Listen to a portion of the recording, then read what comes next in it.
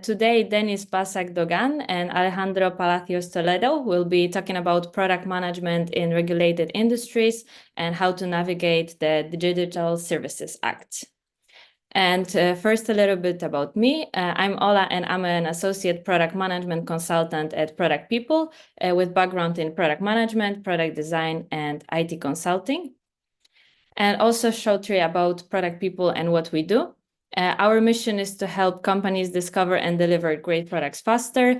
We empower our product management community to share knowledge generously while managing the hands-on work of a product manager, product owner, product ops, or product leader on a fractional basis.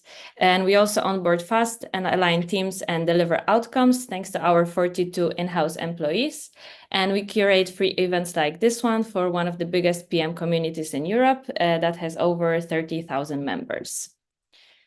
And first, let's do a quick icebreaker before we start the session. Today, we have one question for you, which you can answer through Slido by entering the code you see on the screen, or you can also scan the QR code. And the question is, are you a product manager dealing with regulations in your industry? Answer A, yes, it's a daily challenge. B, sometimes I encounter regulatory issues. And C, no, but I'm still intrigued.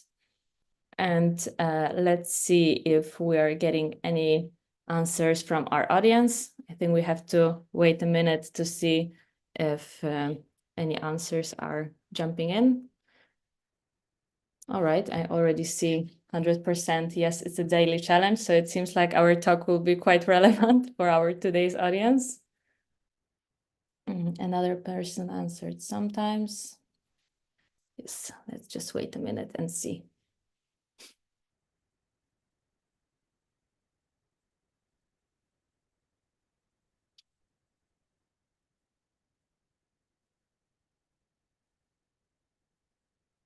All right, but I think it already seems like your talk will be still quite useful for many product managers out there.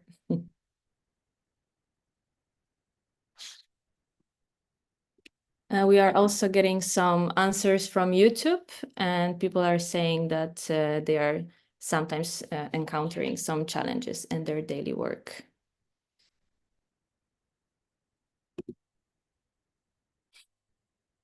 Okay, so I think we can treat it as semi-final results. 40% of people say, yes, it's a daily challenge, 40% that it happens sometimes, and only for 20%, they don't really have any challenges, but they are still intrigued.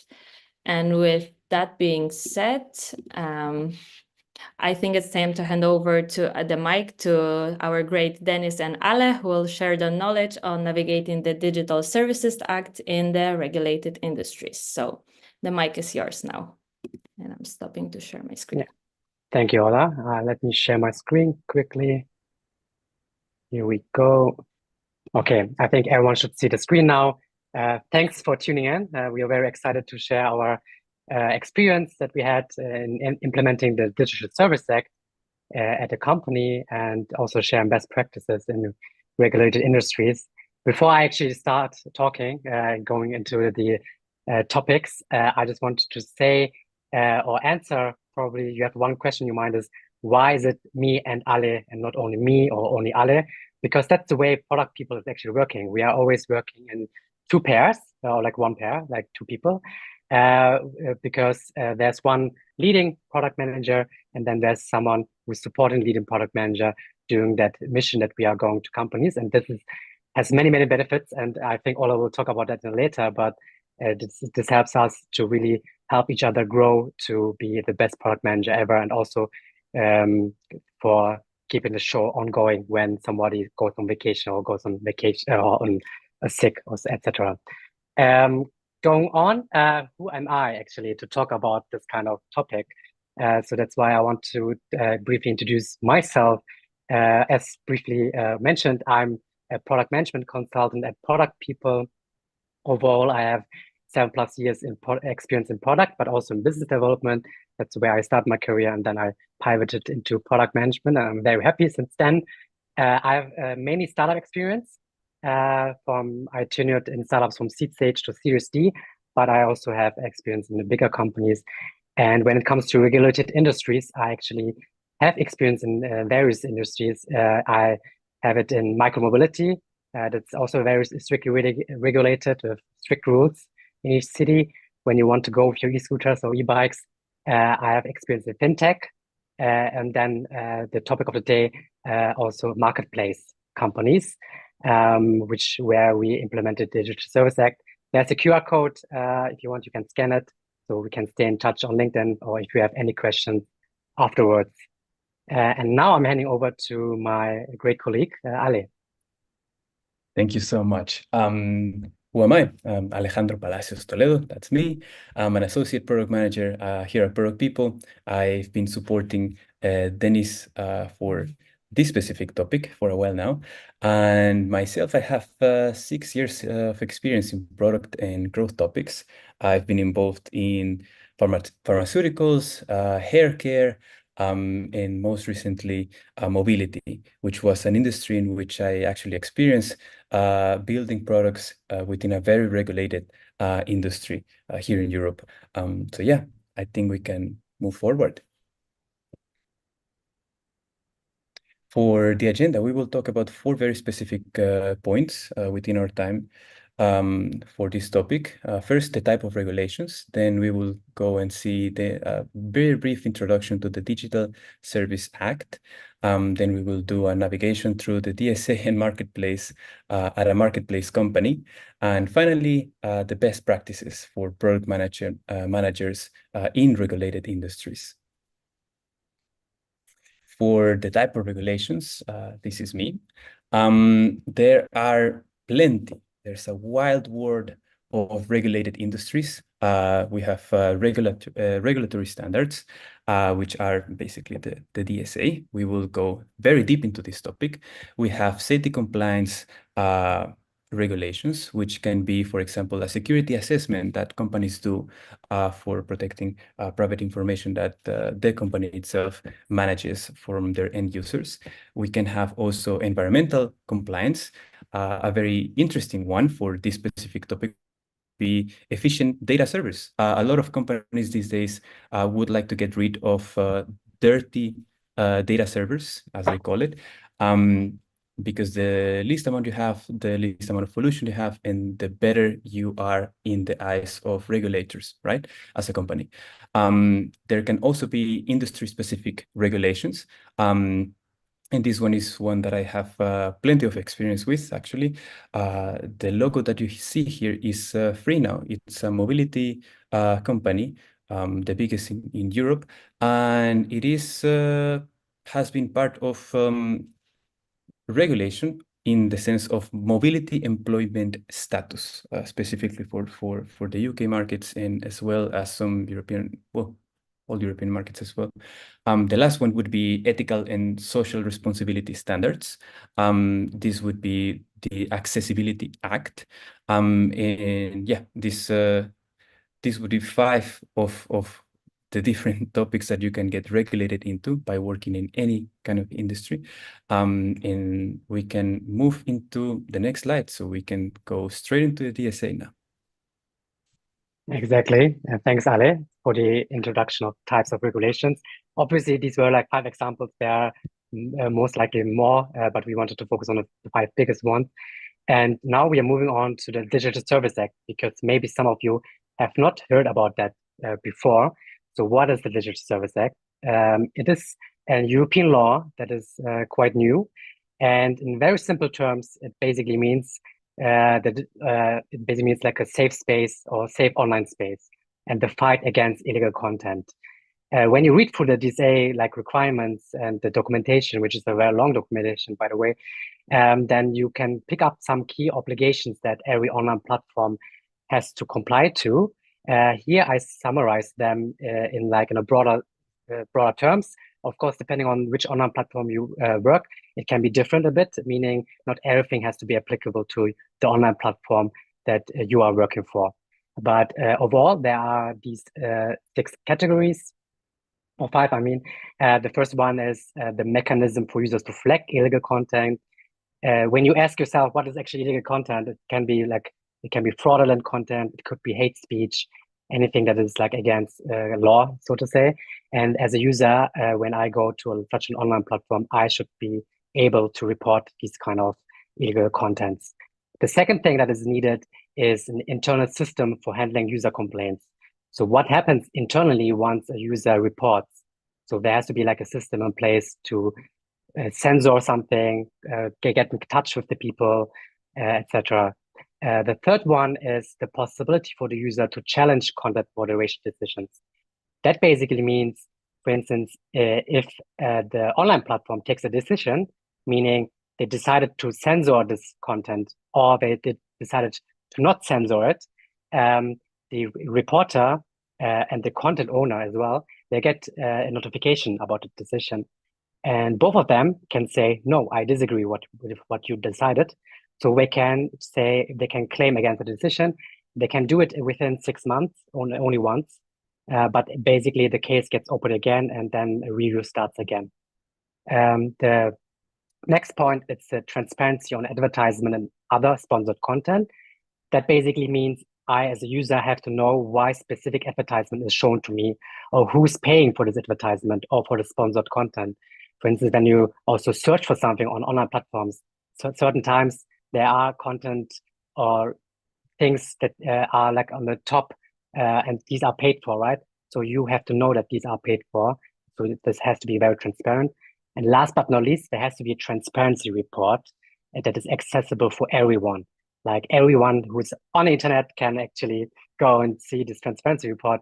And what does it mean? So it's basically a report of each company that shows, for instance, how many reports did we get per year? How many things have to be censored? How many claims against moderation decisions has the company gotten? So this has to be very, very open and transparent, and it has to be updated once per year.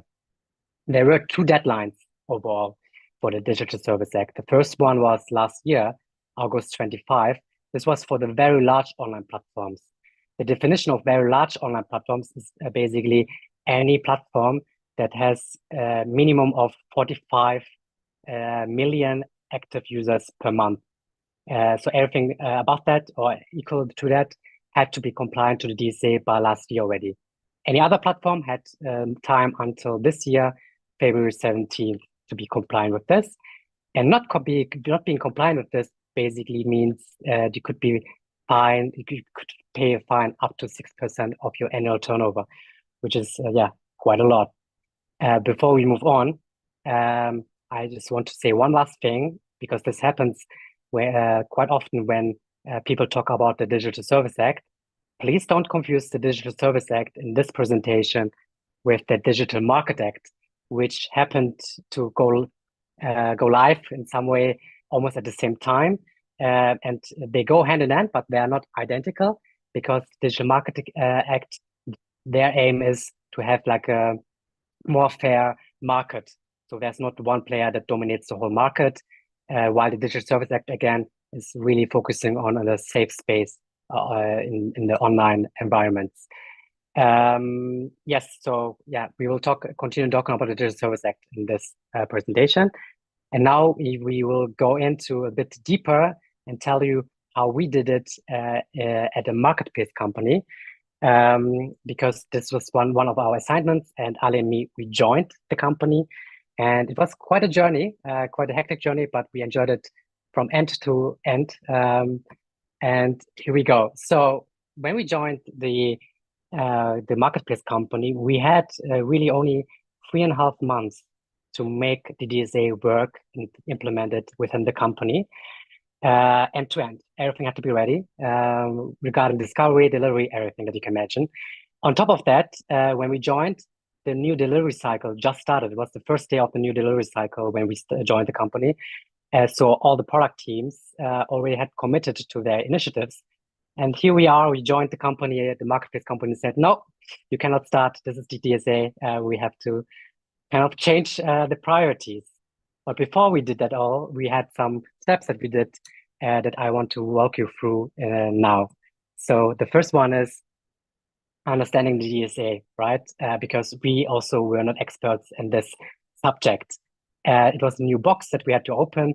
It was not as hurtful as you can see in this Dune meme I hope all of you watched Dune before. But basically, it was a new box that we had to open and learn about the DSA requirements. We had very great legal partners within the company that helped us to understand the DSA inside and out. As the next step, once we understood the DSA requirements, we had to start auditing all internal brands and their needs.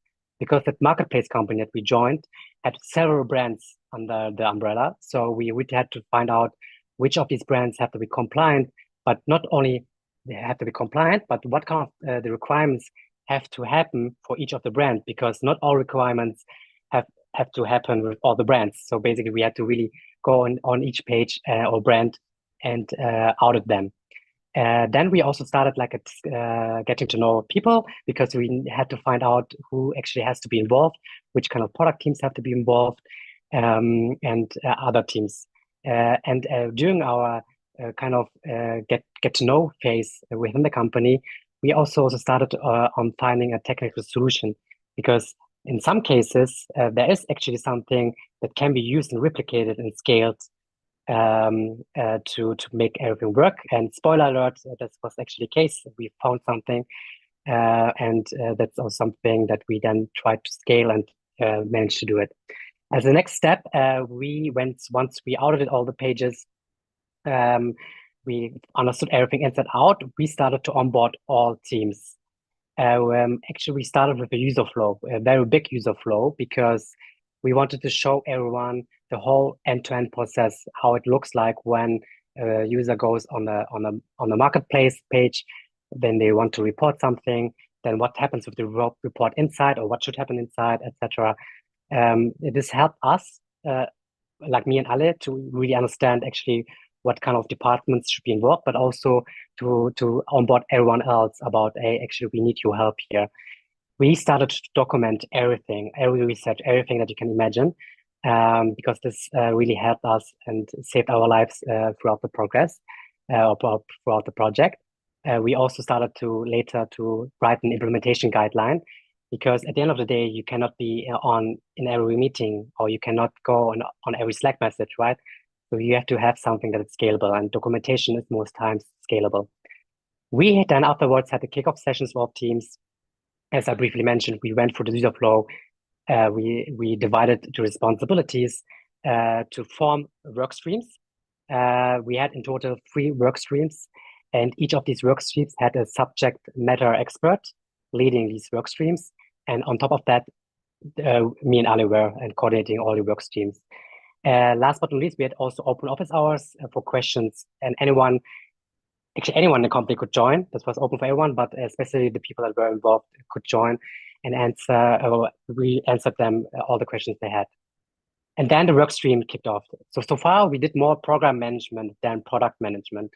However, now comes the place where we had to divide our responsibilities between managing the whole project, but also being a specific product manager for a specific team.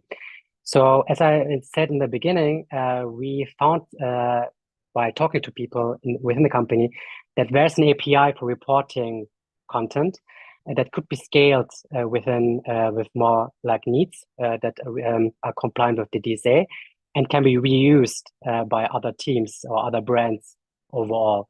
But the team that had this API had no product manager. So that's where we stepped in and be the day-to-day product manager to scale and develop this API even further. On top of that, we had weekly meetings with the workstream leads to keep them accountable, of course, because we had such a tight deadline going on and on and on. A lot of blockers on the way, but we try to solve them as fast as possible all the time. We had weekly meetings with the legal team as well to keep them on up to date, but also they keep us up to date with some certain things that change, but also we use this meeting to clarify questions because the questions never stop.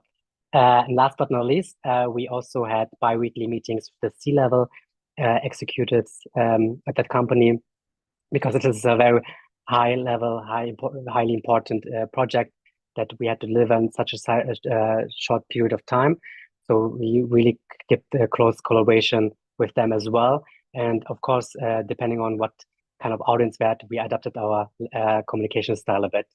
But this is not all. So we are continuing the way we delivered everything, and I will hand over now to Ale. Thank you so much. So yeah, just to give you a little bit of more perspective, in these 3 columns, we were 3 different countries, 15 platforms, website and mobile, 2 product managers, myself and Deniz, 2 legal counsels that were always being of a lot of help to both of us, 25 teams involved, around 100 people working together, and close to 400 people that ended up being trained to do the moderation process for the content. As you can see, this second part became extremely operations heavy. Therefore, we started to need a lot of resources. The most obvious one was a visualization tool, right?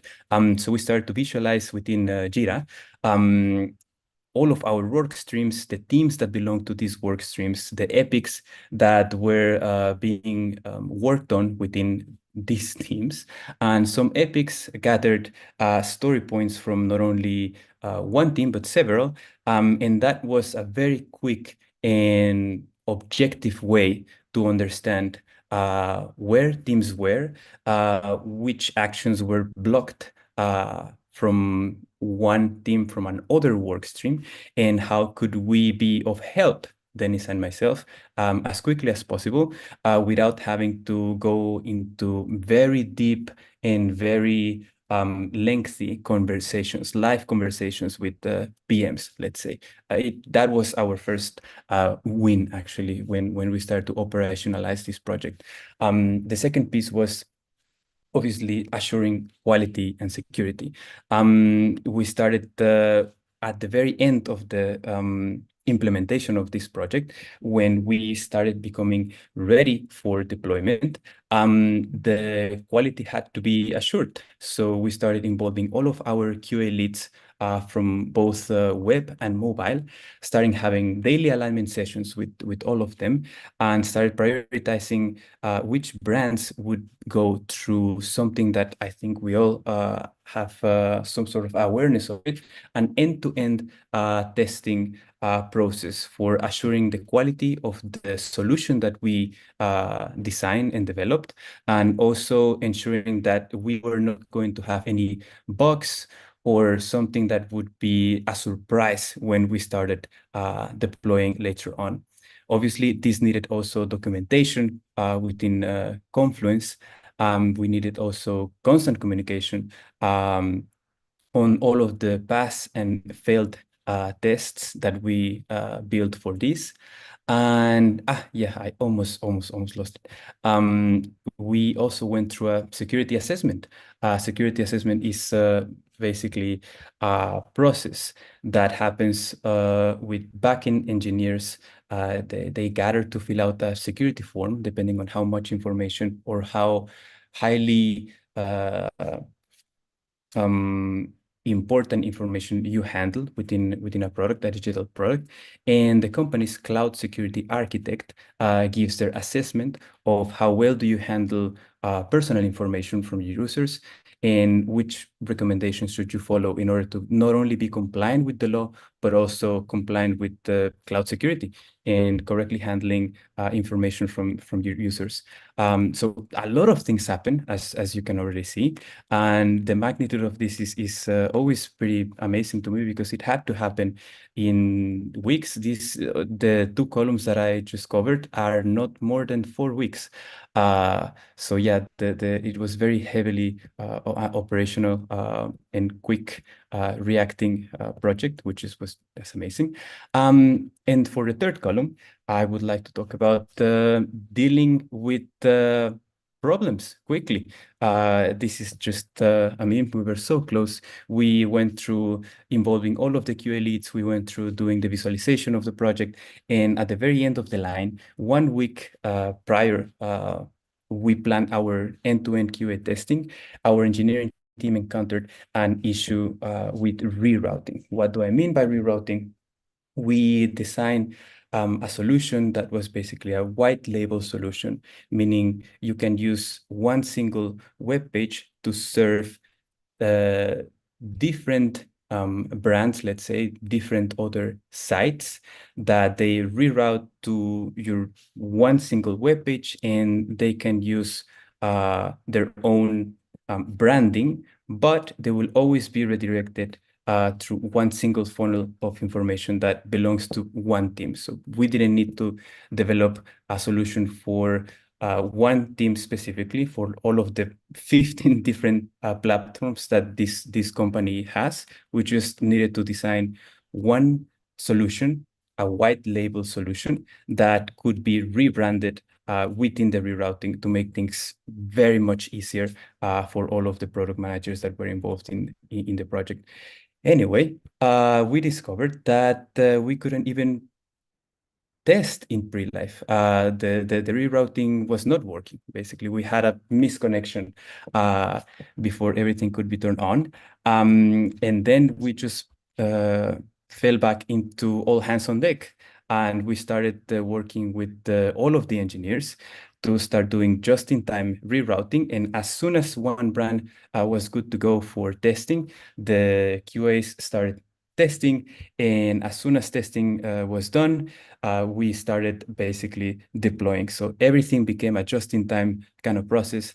And it was, it was great because we survived, and we also minimized delays, meaning we needed 1 week after the due date that we got from the regulators. So things were fine. Now for the next slide. The lessons learned. We learned 3 very, very big lessons from these projects. First of all, it's everybody's responsibility to ship quality assured products. So about the end-to-end QA process, this in retrospective, we should have foreseen quality assurance process to be within the planning of the project from the get-go and allocate time and resources accordingly. The second was the right communication strategy is key. For projects of such magnitude, context is key for everybody.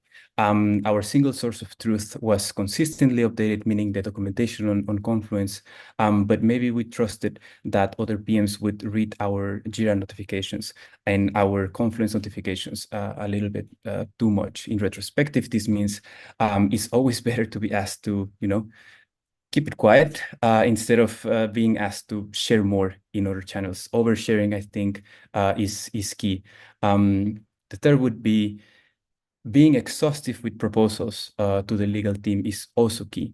We initially added a higher degree of complexity to the project, and the dev team escalated the complex requirement, and we just didn't follow up with the legal team. In retrospective, it's always better to ask and clarify to the team what could be the minimum requirements for the law. Why do we say this? Because at some point within the project, we found out that both ourselves and the legal domain were very open to negotiate what was the understanding that we had of the law, and how could we redesign a few bits of the solution, the product solution. And yeah, that would be the 3 lessons learned. Exactly. Thank you very much, Ale. And now we move on to some best practices, because even though our experience was mainly related now to the Digital Service Act, we do have also best practices that can be used, in our opinion, for all types of regulated industries. And here we go. Let me briefly talk about them each one by one. So the first one is, of course, when it comes to compliance or legal topics, the first or one of the most important stakeholders you will have is the legal department in your company. And honestly, they are your best friend, because you will have a lot of that touch points with them, and maybe every day, at least every week. But as also mentioned briefly by Ale already, question everything, even question what they say. Sometimes you find a gray area. Sometimes something that they say it's really a requirement is not really a requirement. There's like a kind of like a backdoor or whatever. And that's something that you as a product manager have to discover. So you have to ask the right questions. Second is educating product or in general teams on regulatory requirements. It's very important to get everyone on board. Sometimes you have to involve a lot of teams, and you have to really clearly communicate with them why this has to happen, what happens if we don't do it. No thing is like share as much as possible. There's not much. Everyone has to be on board for that mission. And something that we did as well is we offered open office hours, so people could come or stakeholders could come and ask any questions.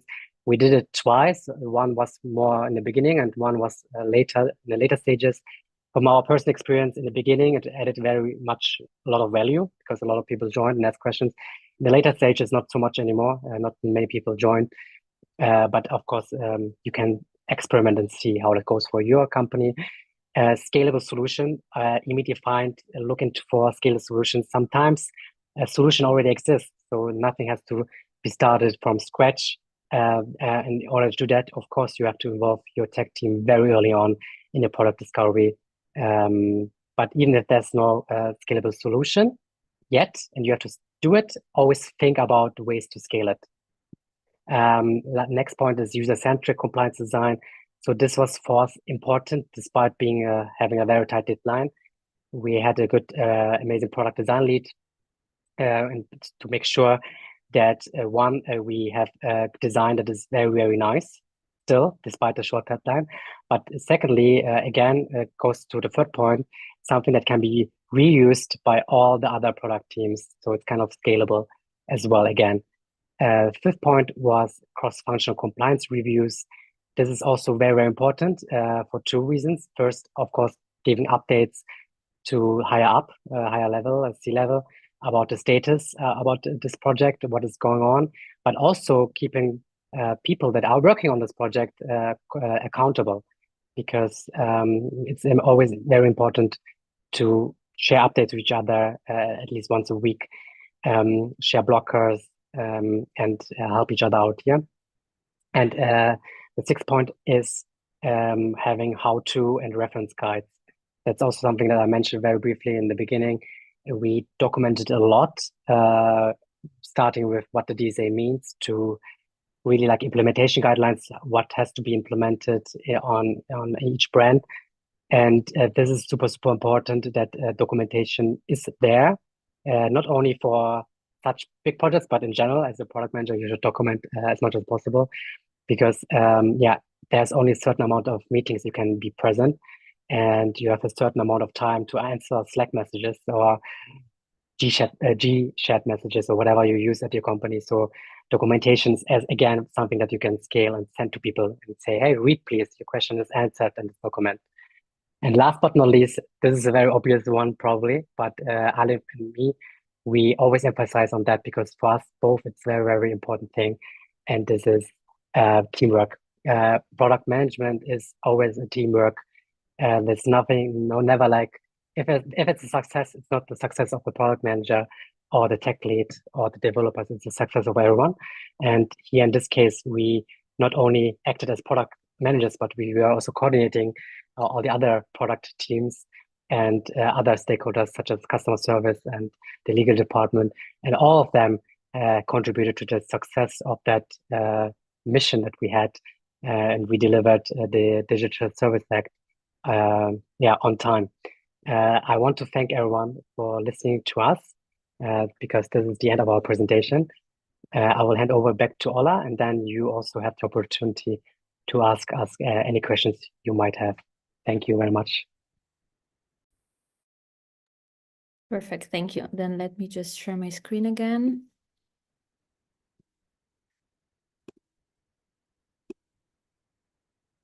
All right. I hope you can see it. Thank you so much for your insights. That was a very informative session, and I'm sure our audience now will be better equipped to navigate the Digital Services Act in their day-to-day work. And now we are going to begin our Q&A session. So please share your questions with us by sending them in the chat or by commenting on the other platforms. And while you send us over your questions, I will share a bit more about product people. So let's talk about the use cases when you may want to work with us.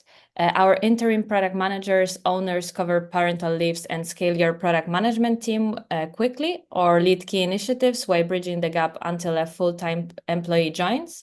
We also cover parental leaves for 3 to 12 months or unstaffed permanent positions. With us, you can also get temporary help to drive product discovery and delivery for a deadline and create big impact in short time. We can also coach your product management team to reach their full potential through streamlining processes from 0 to 1, including product ops and program management. And we can also help you run the discovery to uncover the next impactful initiative or product. Here on the site, you can also see some of our B2C clients like Zalando, FreeNow, or DeepL. And when it comes to B2B clients, we also work with companies like World Health Organization, Ometria, Sastrify, Elucidat, and many more, as you can see. And it's also worth noting that we supported over 200 cross-functional teams and 70 clients from Series A startups to publicly listed companies.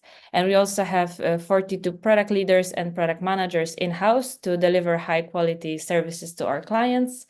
And we also take pride in having 62% of women in the team and with 66% in leadership roles.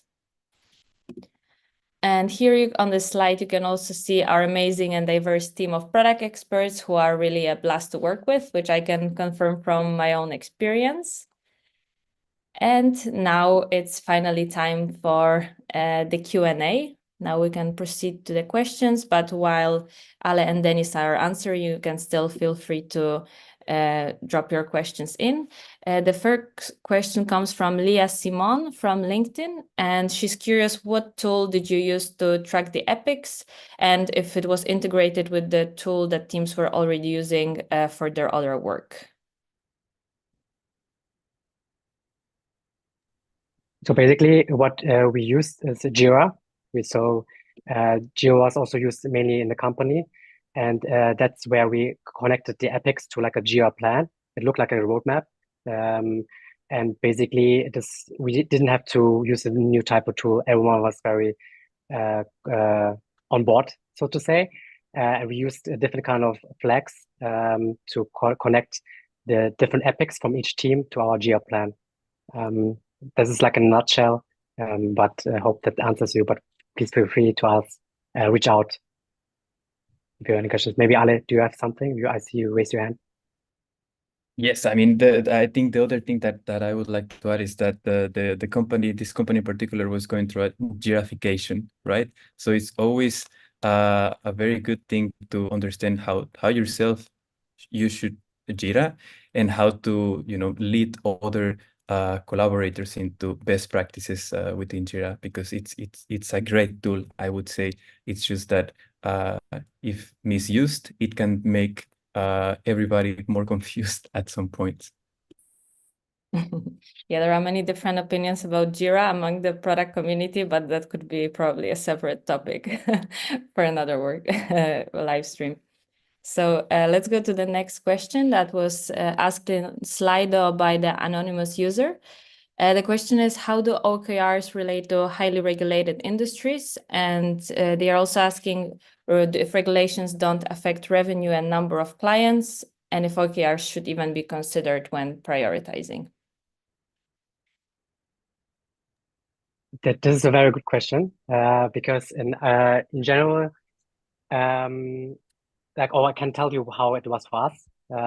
This was a very high level, very strategic project that came out of nowhere.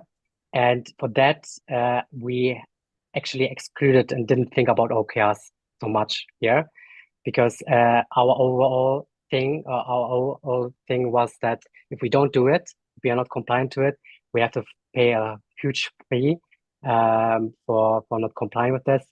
And this was the main motivator that we used in this case. So long story short, in our example, we didn't think too much about OKR but more about what is the kind of requirement and compliance that we have to achieve. But as answering this in a general terms, does OKRs have to be involved in this type of legal regulatory environments? It depends, I would say. If it's like something short notice like the DSA that we did, it's very hard to make it kind of group it under specific key results, because you can never prepare about certain things that come. But if you have a very long window of planning stuff, I do think that such legal requirements can be placed under certain OKRs as well. But it's really dependent on company on your company, so to say. I hope that that was helpful. Yeah, I agree. Compliance is actually often overlooked in all those prioritization frameworks, and most of them consider user value, revenue impact, but compliance is also a very important aspect to consider. And which brings us to the next question from Fotis Sapantis. I hope I read your name correctly, from YouTube. He's thanking you for talking about all the regulations, and he's asking if you know what are the specific processes for fraud that might be tangent to security assessments. That's another great question. I think the one thing that we can have an opinion about for this is that, well, security assessments ensure that we are not open to material risks as information leaks. Therefore, our solution, when we figured out that it would involve storing personal information from end users, such as their emails and open commentary for writing on this solution, ensuring that we had a robust security assessment and we were not only compliant but going the extra mile about it and about ensuring the security of this information would also meant and means that we are always minimizing the risk, let's say, of fraudsters stealing information from this company that we did the solution for. I also hope that this answers your question. Perfect. Thank you for your answer. And the next question comes from Elizabeth Romanova from LinkedIn. She's asking, how did you manage to get so many teams on board with relocating their time and resources towards this topic when they already made prioritized commitments for the new cycles? And if there was a lot of pushback? I like this question. I'm curious as well. Yes, it's also a very good question. Did we experience pushback? Obviously, yes, we did experience it. Thankfully, not from everyone, but definitely from certain teams. But it's also expected because, as I said, they had committed initiatives, and then we just came and said, "Sorry, you have to change your priorities now." And the best way to do this is, in my opinion, for such important projects, is to first get kind of the buy-in from upper management, meaning you have to really share your plan, what you want to do, who needs to be involved, which kind of teams have to be involved, etc. And once you get that buy-in, they can support you to push back if needed. This is so long, so short. Get support from upper management to get your way. But the second thing, this is also very crucial, is of course you should not only rely on upper management, but also on your own skills. And I think here you just have to be someone who's able to motivate people and bring everyone on the same mindset. The way we and Ale and I structured all our meetings is that we were empathetic with everyone. We said that we know that we are interrupting your delivery cycle, and that this could have been done sooner. But at the same time, I told them that this is a company goal, and we are all in the same boat, so to say, and we have the same goal here. So we try to build like a vision out of it and a mission to really motivate, and it actually quite worked. Even though it was a very stressful environment, we had situations where we also laughed, and we celebrated. We both like not like Al and me. We had such a we shared, like, as you see, we love memes, so we shared memes as well. So all these kind of things we did to make this job like kind of fun on the way. So long story short, I talked about it's mainly like getting buy-in from upper management, so they can help you a bit to push back. But the second one is also kind of bring everyone on board, motivate them, build like a vision and mission around it. Ale, do you have anything to add? I see your hand up, virtual hand up. Yes. Another thing that I must mention that also helped us quite a lot to de-escalate pushback was being able to relate to everybody the sense of we're here to help. Like we are here to find ways to unblock you, find ways to make this solution happen, and find ways for the company to become compliant quick. Therefore, I think just by managing to have that conversation with everybody as quickly as possible, we started seeing, as Deniz already mentioned, not only situations in which we could laugh about the DSA, but also I was personally very surprised to see engineers, for example, being proactive into wearing different hats for us, and with us actually not necessarily asking them to go out and please complete a task. That was very relieving in I think both empathy and being able to relay the sense of I'm here to help are also very important things to have in mind when coming into these kind of projects that involve plenty of teams and are also sudden for the company. Okay, perfect. Thank you for your answer. And yeah, I also agree that the topic of leading without authority is definitely very important as a PM, because it's true that it's hard to get stakeholder buy-in without having the actual rank authority over somebody. And which brings us to the next questions. In terms of looking ahead in terms of DSA compliance, I wanted to ask, what future DSA updates do you think product managers should be prepared for in this landscape of constantly changing regulations? So in regard to the DSA, I mean, it's still quite new. It's not like something that exists for 10, 20 years, I would say.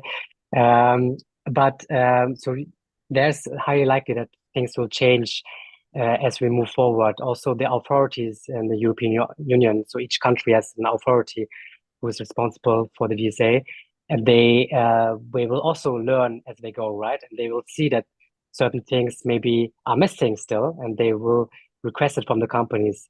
What these things are is, of course, something that I cannot see. I know because I cannot look into the future. But one thing I can tell you in the short term is something is that the transparency report that I mentioned right now in the talk. This is something, for example, that didn't have to happen immediately by this year. Each company has time for 1 year. So first collect the data that you have, and then release your first transparency report after a year. So this is something that you have to keep in mind, that this has to be done, if not yet. The second thing that is also crucial, which is not open for everyone yet, it's only, again, open only for the very large online platforms, is that there's an API for each of these authorities, and each company has to connect the API. So there's a very smooth transfer of data to them immediately. So again, here, this is also something that we still discover and look into it, but this is also something that comes in the very short term, actually. Okay, interesting. Thank you. And now this is actually a question from me, because I've been also interested in this topic. How can product managers balance the need for innovation with the regulatory requirements introduced by the DSA? That's a very cool one. I think an interesting bit that happened to us during our discovery sessions for the DSA, and it still happened to us quite a lot, even though we already deployed the solution, is the fact that the topics that the DSA covers are topics that are also very interesting and valuable topics for fraud related innovation within the industry or any marketplace company that it's out there. Meaning, the solution that we design could also become a solution that could yield value if optimized within the company. So that is one way to try and understand innovation in the sense of making something that started as a regulatory solution and convert it into something that could yield, monetary value for the company. So you not always have to go against current and try to fight with regulation.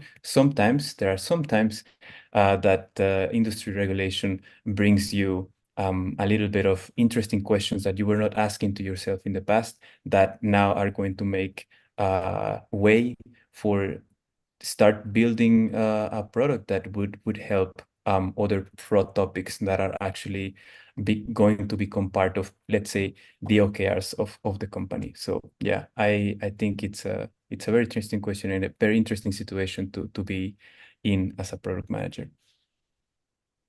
Okay, got it. Thank you. And you also mentioned before that the company you've been working for, this marketplace company, is operating across many different countries. So I'm curious, how does this DSA Act impact digital services that operate across multiple EU member states? And maybe you have any tips for product managers or what they should know about managing cross-border compliance? So when it comes to the Digital Service Act, this was thankfully very straightforward.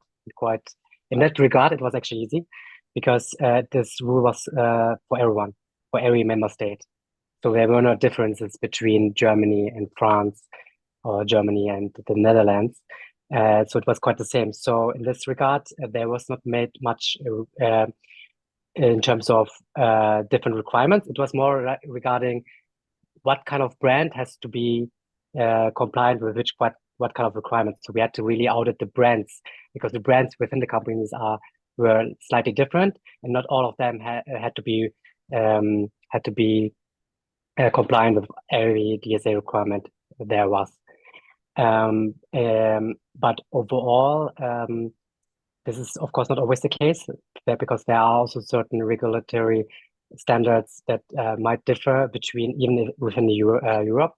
In that regard, honestly, my suggestion are two things. One is a bit broad. Of course, you have to do really good due diligence during your product discovery and really find out the different requirements. As a product manager, we are touching so many different departments, and we are partially UX researchers, partially like legal experts, So basically, you have to dive into this topic for each country. And your best friend here is actually also the legal department. Take them by hand, and they will guide you.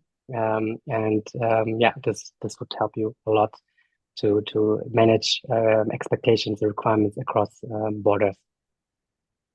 Okay, perfect. Thank you so much. That's a great answer. I wouldn't answer it better. And I think it's also a good wrap up for our last questions that we had.